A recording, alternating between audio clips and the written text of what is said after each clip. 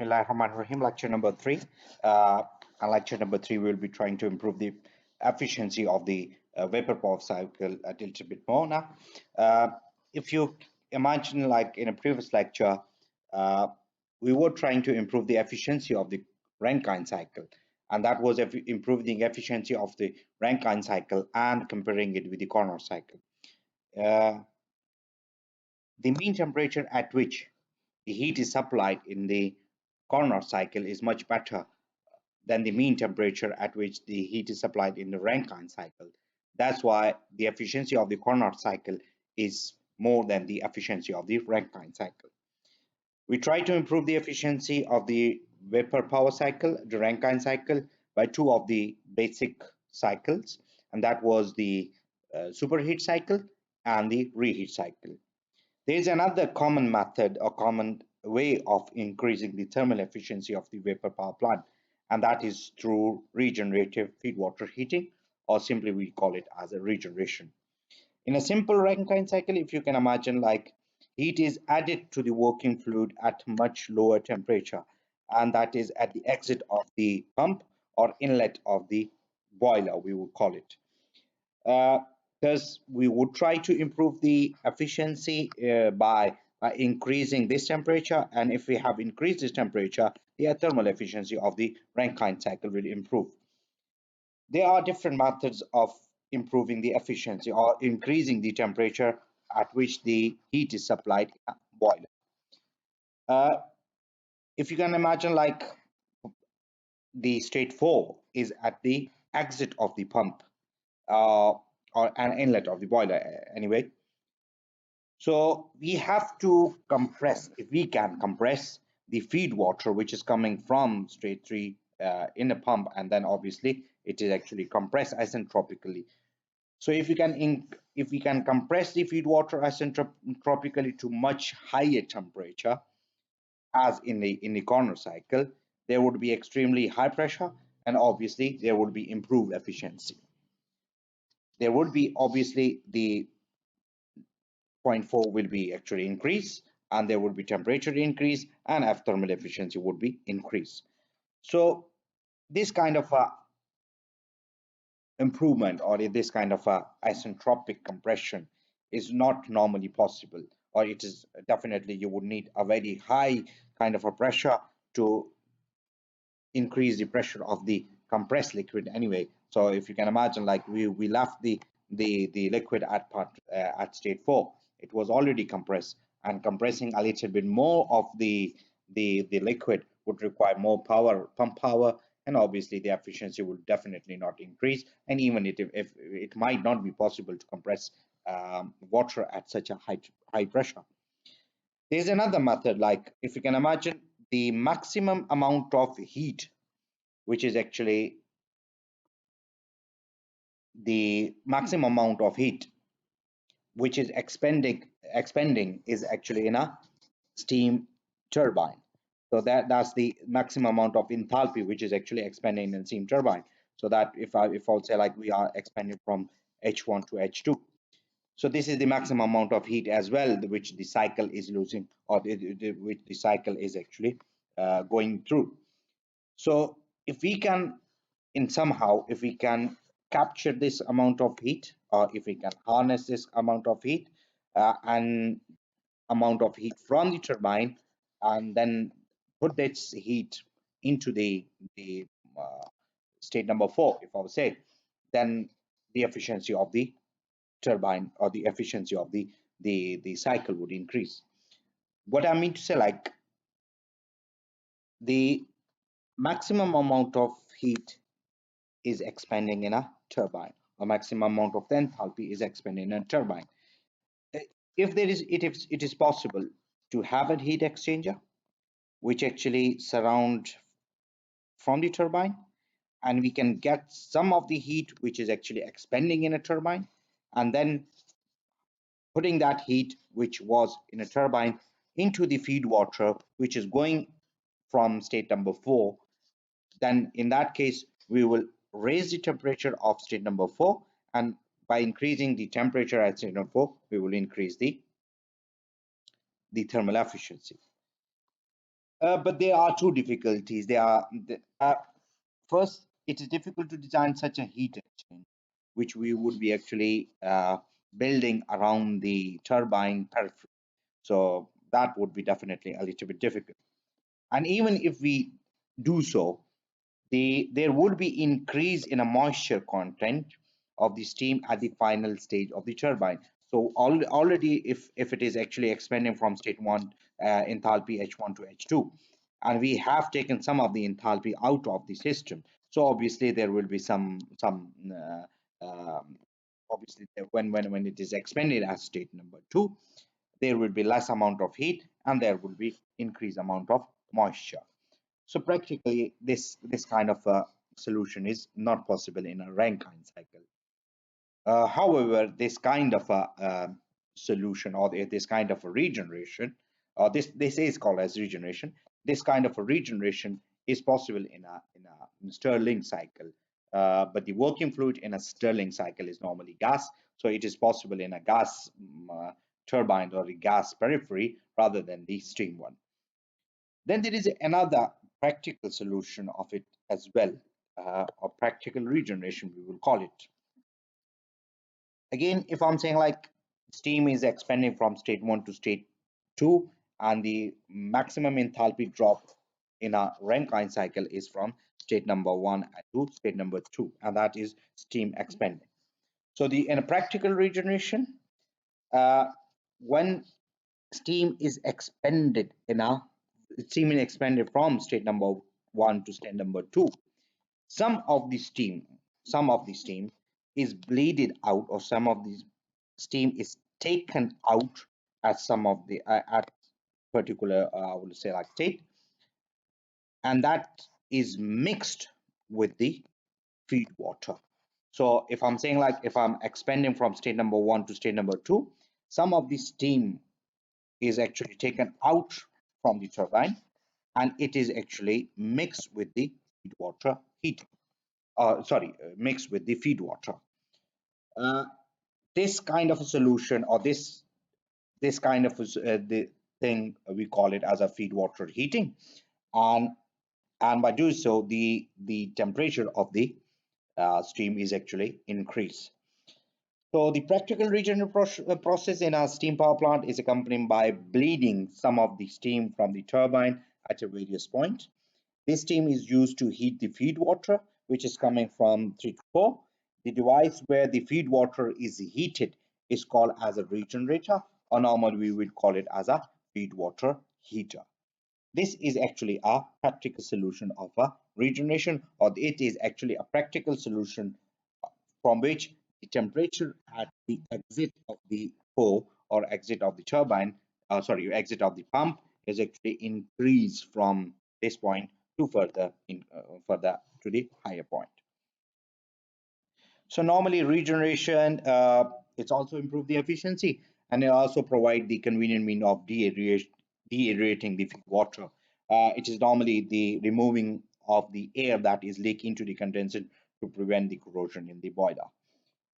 Um, discuss this later on to introduce the principle. We will discuss it in a later on thing, but let's introduce the feed water heater as well first. Feed water heater is basically a heat exchanger where heat is transferred from the steam into the feed water. There will be two different methods of mixing, two different method of heat transfer. Either the fluid would be mixed, that what we call it as an open feed water, or either the fluid will not be mixed, that what we call it as a closed feed water heater. In a start, we will be discussing the open feed water heater.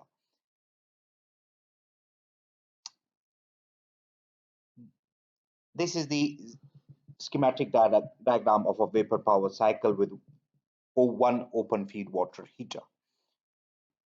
So an open feed water heater is a direct contact type of a heat exchanger in which the steam at different temperature mixes. So there is a mixture of a steam and water directly. So both of them are mixing directly. So let's start with the schematic diagram. So let's say like we start with the state one, and that is actually at the inlet of the first stage of the turbine. So in the first stage of the turbine, we would let the steam expand from state 1 to state number 2. At state number 2, we will take or we will bleed some of the steam out of the system. Now let me call it for a start why, and I would explain what we call it, why we call it this thing. So from state 1 to 2, the steam is expended, and at state number 2, some of the steam is bleeded out, and the rest of the steam is expended to the state number 3. Now, at state number 3, which means like the rest of the steam was expended, it is further sent to the condenser where it is actually condensed, and at number state number 4, and from the 4 it is actually pressurized to state number 5 using a.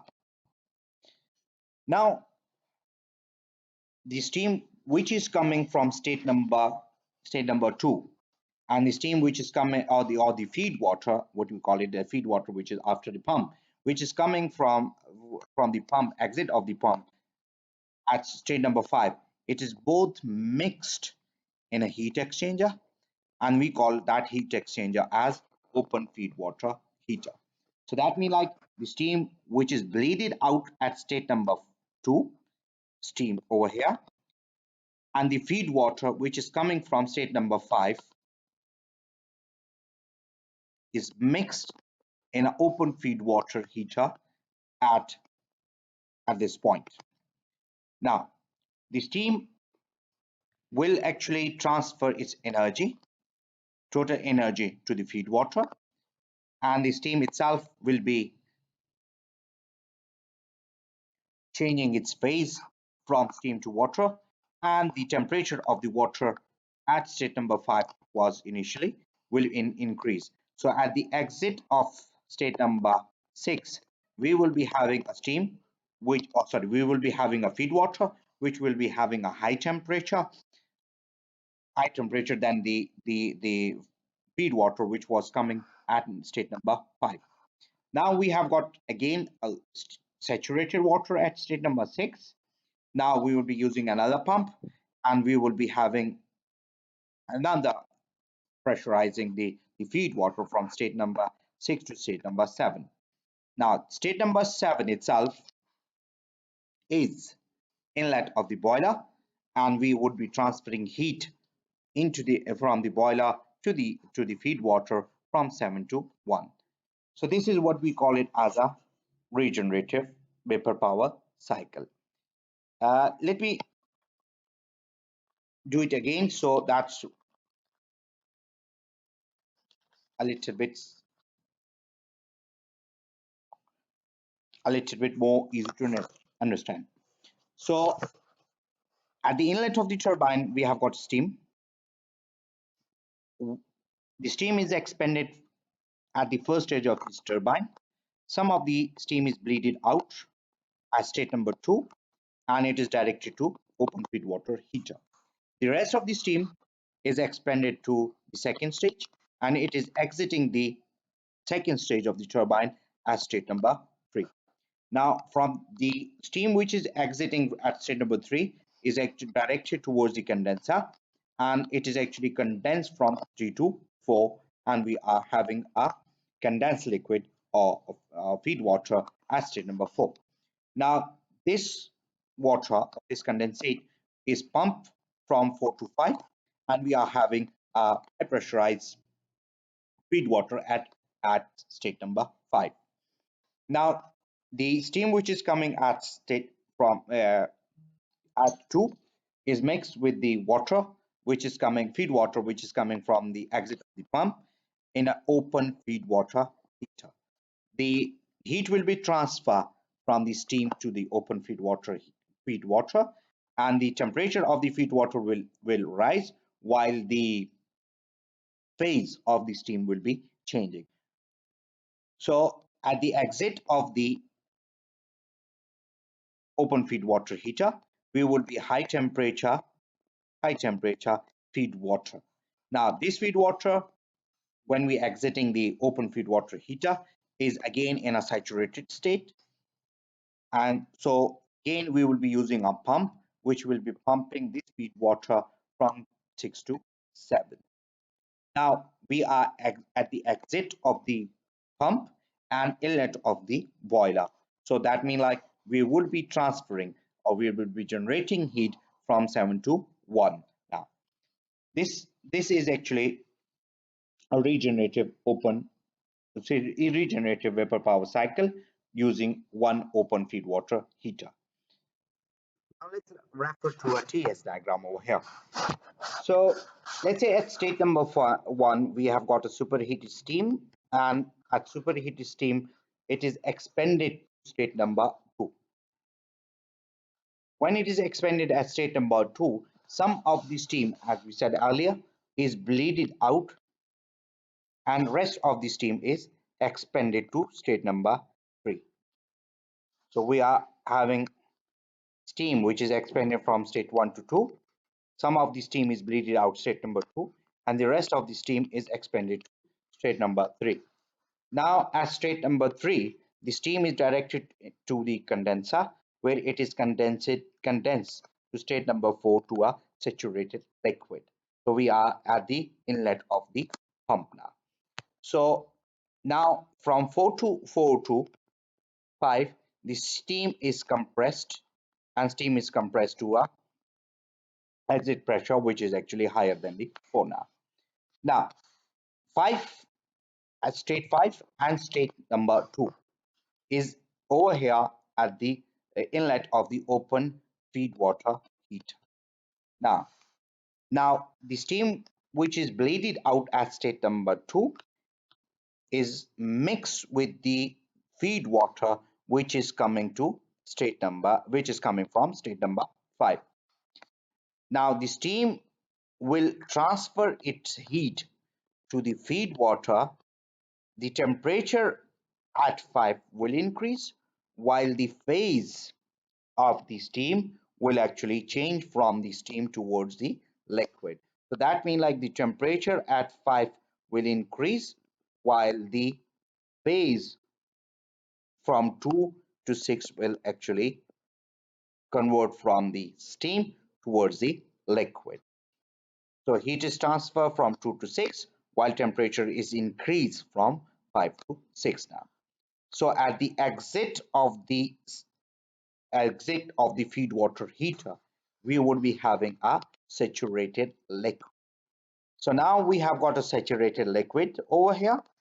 So now this saturated liquid is pumped from 6 to 7, and at 7 we are at the inlet of the boiler, and at the inlet of the boiler or in the boiler, we would be transferring the heat from 7 to 1 now.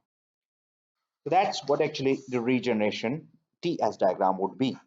Now, if you can imagine, like without regeneration, if you can imagine, we would be transferring heat at state number 5. While in the regeneration cycle, we are transferring heat at state number 7. So if you can imagine, the average temperature at which the heat is transferred in the regeneration cycle is improved now. Now there would be actually a little bit possibility of discussion, or there will be actually a little bit, I would say, like discussion about this regeneration cycle, that we have lost some of the steam at state number 2. So obviously, if we have lost some of the steam at state number 2, there will be reduced power from 2 to 3. That means like steam was reduced. That's why the power would be reduced as well. But it is what actually this a negative outcome of the regeneration power cycle is. While in other words, we have increased the temperature from 5 to 7. This is the positive outcome of the regeneration power cycle.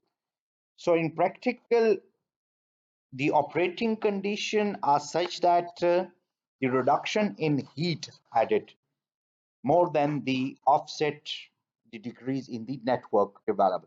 That means like if we are reducing heat, sorry, if we are reducing work done, that is that is less than the heat reduction benefits.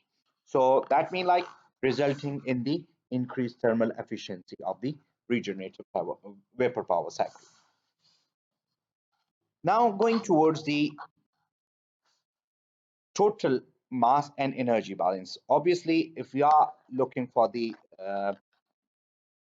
thermal efficiency in terms of thermal efficiency in real term, so we will be talking about the energy and mass flow rate.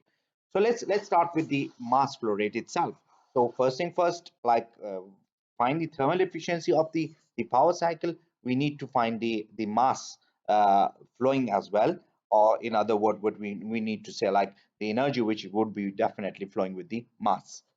So let me balance the mass first, so that if I'm just looking at the boiler or control volume around the boiler, sorry, a control volume around the turbine. So mass, let's say mass M1 is entering into the turbine, let's say.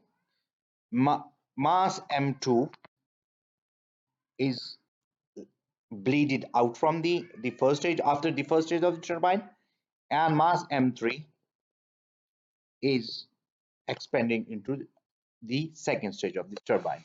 So in other words, if I'm saying like what would be the mass balance, so that would be M1 would be equal to M2 plus 3.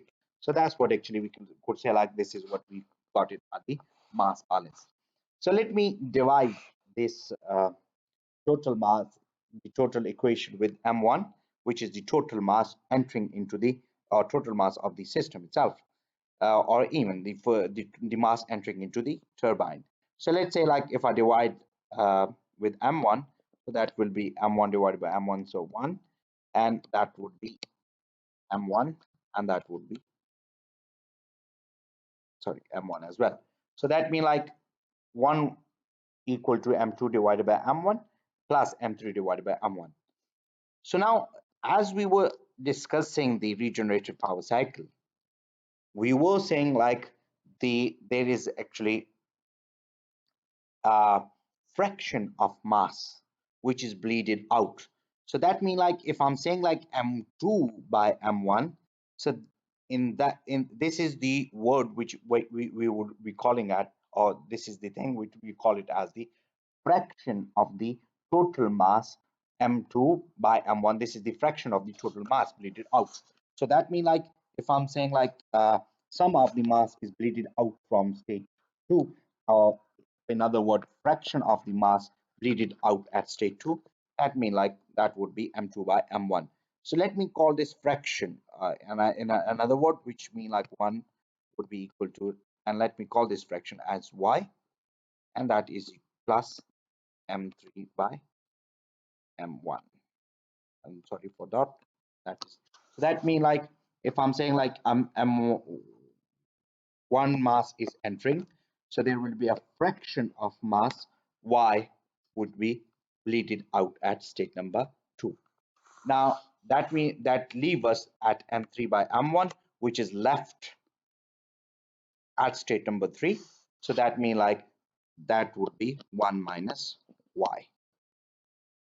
So in other words, mass total mass 1 is entering at state 1, fraction of the mass Y is taken out at state 2, and the rest of the mass 1 minus Y is expended at expended in the second stage of the turbine. Now let me balance the whole cycle. Now this mass, which is 1 minus Y, will be condensed. So we have got 1 minus Y over here as well.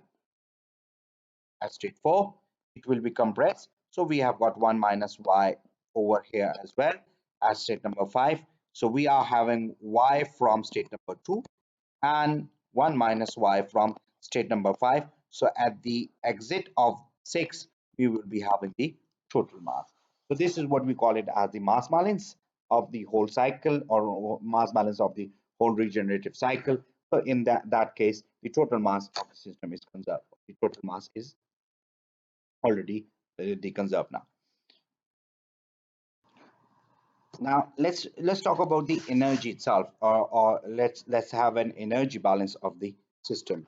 Uh, let's say like we have only added one feed water heater into the system, and that is at state number two, inlet from state number two, sorry, inlet from state number five, and in exit from the state number six.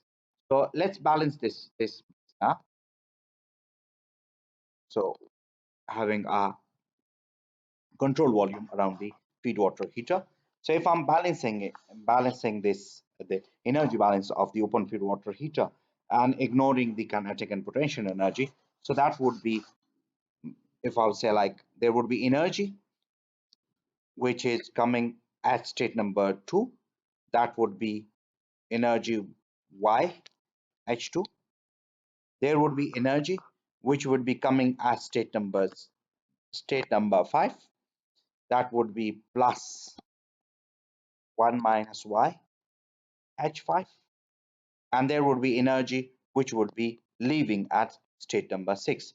That should be equal to what I'm saying, like the energy which is entering into the open feed water heater should be equal to energy which is leaving the open feed water heater. So that means at state number 2 the energy would be entering as YH2. At state number 5 energy would be entering at 1 minus 5, 1 minus 5 H5. That should be equal to 1, which was the total, and H6. So that is the energy balance of the system. Now solving for y, so that is 0 is equal to y h2 plus 1 minus y h5 minus h6. So solving for y, we would be having an equation, and that equation would be equal to y is equal to h6 minus h5 divided by h2 minus h5.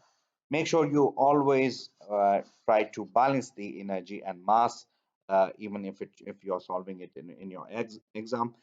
Please do not try to remember this kind of equation. Just always try to derive this kind of equation. Now we have already defined energy, and that is in terms of y.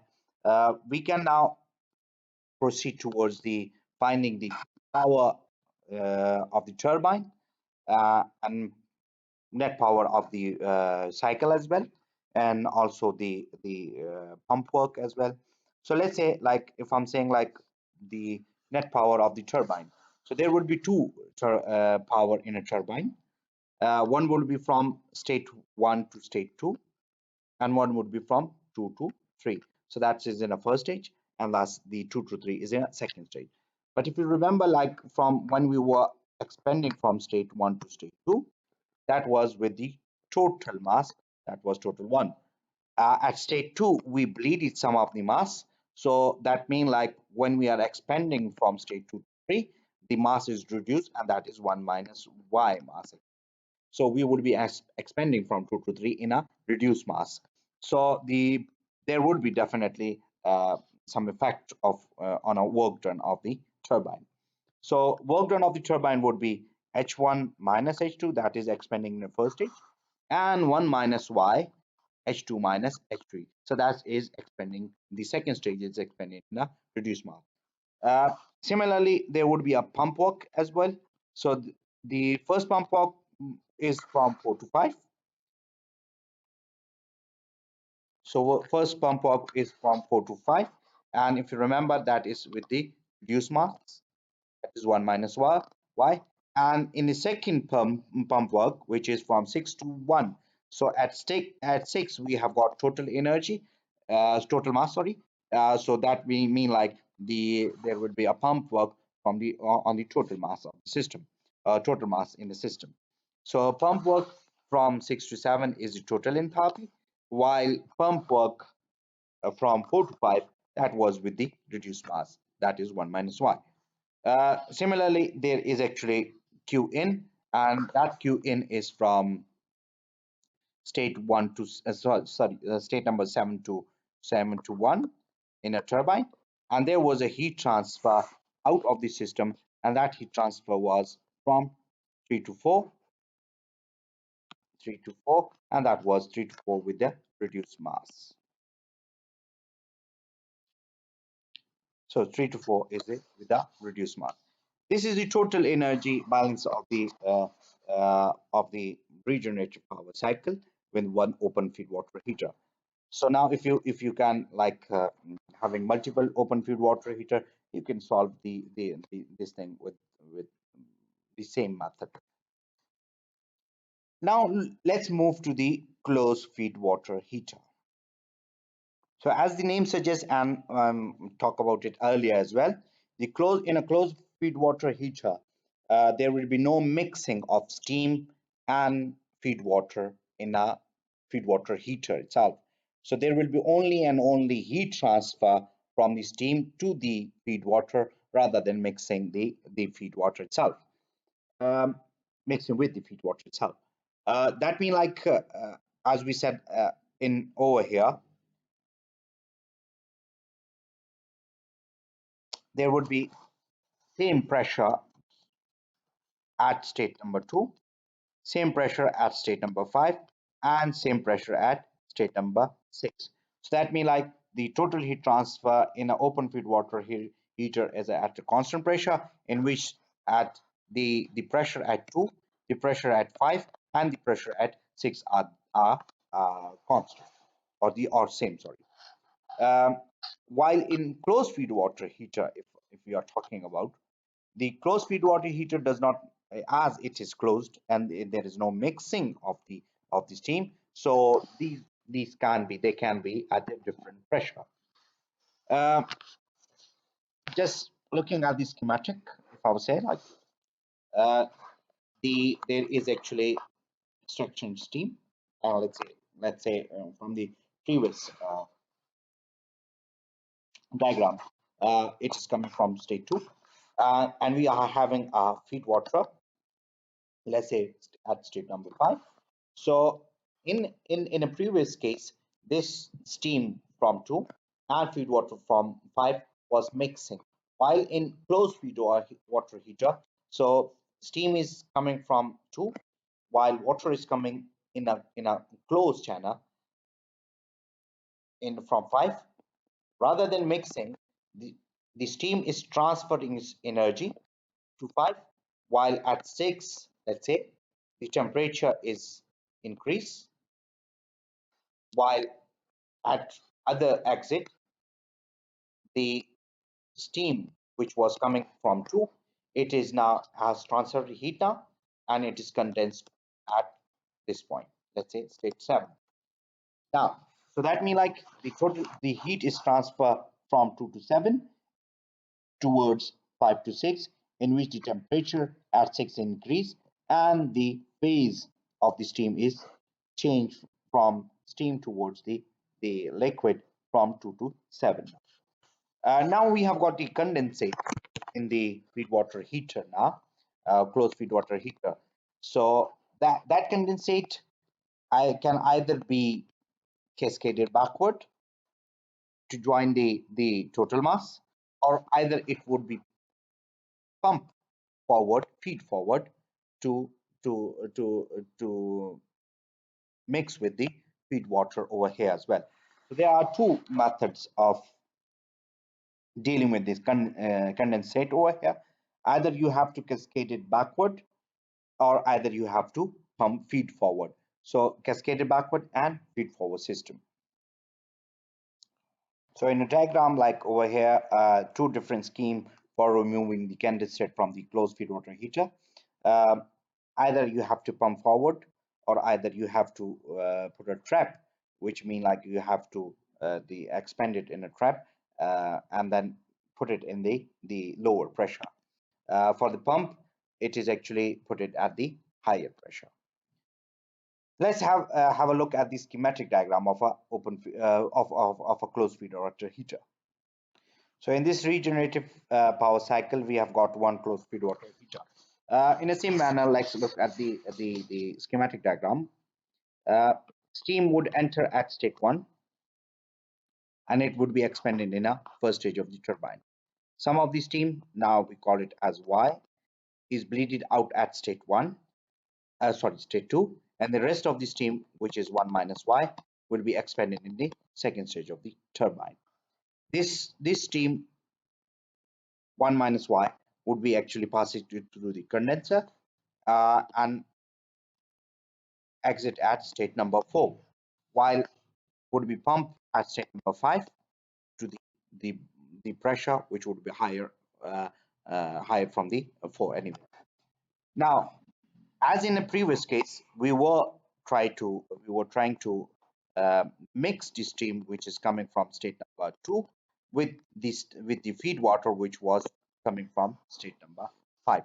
Now over here, it is not actually mixed, but steam itself is passing through a heat exchanger, and only the heat is transferred from 5 to 6 now. While when it transferred the heat at state number when it transferred the heat, the steams transferred the heat from 5 to 6, it itself is condensed now. Now, when it is condensed now, this feed water itself is taken out at 7, and it is actually expended in a throttle, or we call it as a trap. So expended in a throttle or trap at state number 8 now.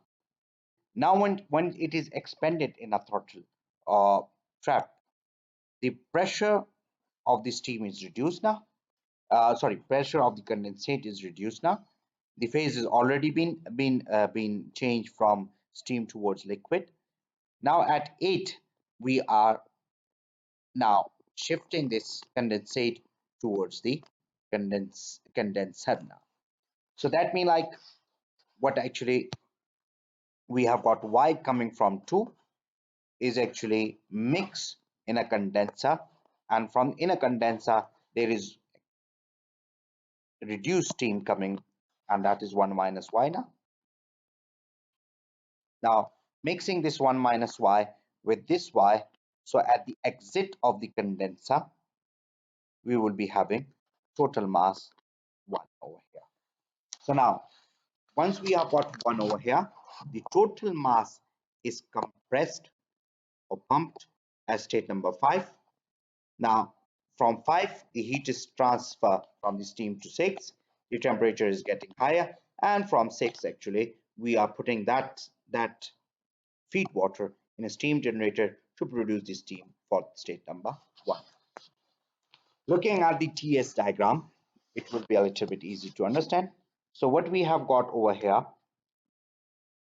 we are expanding the steam from state number 1 to 2, the total steam over here. At state number 2, some of the steam is bleeded out, which is Y over here, and the rest of the steam is expanded into second stage of the turbine, which is somewhere here now. At state number 3, the steam is sent to the condenser, where it is condensed to saturated liquid at state number 4. Now at 4, we are compressing it to in a isentropic compression in state number 5, and here where our feed water heater is placed. So our feed water is placed at 5, and from the other end it is actually placed at. Now what we have got over here, the heat is transferred from 5 to 6, in which the temperature of the feed water is increased. So from 5 to 6, the temperature of the feed water would be increased. So we have got higher temperature at the exit of the feed water. While from 2 to 7, heat is transferred into the feed water, and the phase of the steam is changed from 2 to 7.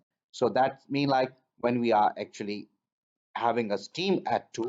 Now from 2 to 7, which is inside the feed water heater, the phase would be changed. So from 2 to 7, there is a heat transfer in which the phase is changed.